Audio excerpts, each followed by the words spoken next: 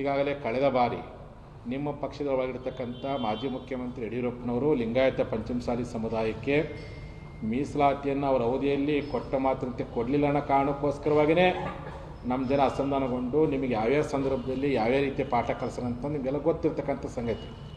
ಇಷ್ಟೆಲ್ಲ ಗೊತ್ತಿದ ಮೇಲೆ ಈ ಸಮುದಾಯದ ಒಬ್ಬ ವ್ಯಕ್ತಿ ರಾಜಕೀಯ ನಾಯಕರ ಬೆಳೆ ಕತ್ತನಂತ ಹೊಟ್ಟೆ ಕಿಚ್ಚಿಂದ ಅವ್ರ ಮಾತನ್ನು ಕೇಳಿ ಇವತ್ತು ಉಚ್ಚಾಟನೆ ಮಾಡ್ತಿರ್ತಂದರೆ ಇವತ್ತು 66 ಬಂದೈತೆ ನಿಮ್ಮ ಪಕ್ಷ, ಮುಂದೆ 36 ಬರಲಿಕ್ಕೆ ಸಾಧ್ಯವಿಲ್ಲ. ಇಡೀ ಪಂಚಮಸಾಲಿ ಸಮಾಜ ಬಸವನಪಾಟಿ ಯತ್ನಾಳ್ ಜೊತೆಗಿದೆ. ಇಡೀ ಉತ್ತರ ಕರ್ನಾಟಕದ ರೈತರು ಬಸವನಪಾಟಿ ಯತ್ನಾಳ್. ಇಡೀ ನಿಮ್ಮ ಪಕ್ಷದ ಸಿದ್ಧಾಂತವಾಗಿರ್ತಕ್ಕಂಥ ಹಿಂದೂ ಪರ ಸಂಘಟನೆಗಳು ಬಸವನಪಾಟಿ ಯತ್ನಾಳ್ಗಿದ್ದಾರೆ. ಹಾಗಾಗಿ ಇದರಿಂದ ಬಸವನಪಾಟಿ ಯತ್ನಾಳ್ಗೆ ತೊಂದರೆ ಆಗೋಕ್ಕಿಂತ ನಿಮ್ಮ ಪಕ್ಷಕ್ಕೆ ಭಾಳ ದೊಡ್ಡ ರೀತಿಯಾಗಿರ್ತಕ್ಕಂಥ ತೊಂದರೆ ಆಗಲಿಕ್ಕೆ ಸಾಧ್ಯ ಇದೆ. ಬಹುತೇಕ ಇದು ಸನ್ಮಾನ್ಯ ಪ್ರಧಾನಮಂತ್ರಿ ನರೇಂದ್ರ ಮೋದಿಯವರಿಗೆ, ಸನ್ಮಾನ್ಯ ಗೃಹ ಮಂತ್ರಿ ಆಗಿರ್ತಕ್ಕಂಥ ಅಮಿತ್ ಶಾ ಅವರಿಗೆ ಗೊತ್ತಿಲ್ಲದೇ ಕೆಲವೊಂದು ದುಷ್ಟ ಮನಸ್ಸುಗಳು ಅವ್ರಿಗೆ ಏಳಿಗೆಯನ್ನು ಸಹಿಸಲಾರ್ದೇ ಎಲ್ಲಿ ಮುಂದಿನ ಕರ್ನಾಟಕದ ಚುಕ್ಕಾಣಿ ಇವರೇ ಹಿಡಿತಾರೆ ಅನ್ನುವಂಥ ಒಂದೇ ಒಂದು ಕಾರಣಕ್ಕೋಸ್ಕರವಾಗಿಯೇ ಇವತ್ತು ಉಚ್ಚಾಟನೆ ಮಾಡುವಂಥ ನೀಚ ಕೃತ್ಯಕ್ಕೆ ಒಳಪಟ್ಟಿರ್ತಕ್ಕಂಥದ್ದು. ಅದು ನಿಮ್ಮ ಕಾಲ ಮೇಲೆ ನೀವೇ ಕಲ್ಲು ಹಾಕಿಕೊಳ್ಳುವಷ್ಟು ಮಟ್ಟಕ್ಕೆ ಇವತ್ತು ನೀವು ಒಳಪಟ್ಟಿದ್ದೀರಿ. ಆ ಕಾರಣಕ್ಕೋಸ್ಕರವಾಗಿ ನಮ್ಮ ಸಮುದಾಯದ ಜನರಿಗೆ ನಾನು ಕರೆ ಕೊಡಲಿಕ್ಕೆ ಇಚ್ಛೆ ಪಡ್ತೀನಿ.